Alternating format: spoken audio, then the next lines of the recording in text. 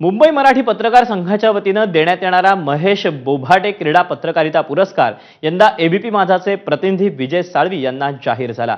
क्रीडा पत्रकारितेत गेली अनेक वर्ष त्यांनी दिलेल्या योगदानाबद्दल भारताचे माजी हॉकीपटू धनराज पिल्ले यांच्या हस्ते त्यांना हा पुरस्कार प्रदान करण्यात आला।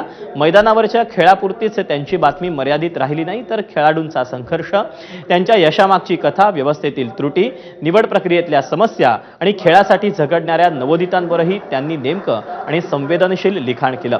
इलेक्ट्रॉनिक मीडियामध्येही त्यांनी क्रीडा पत्रकारितेला एक वेगळी दिशा दिली। याच त्यांच्या कार्याचा सन्मान मुंबई मराठी पत्रकार संघाकडून करण्यात आला।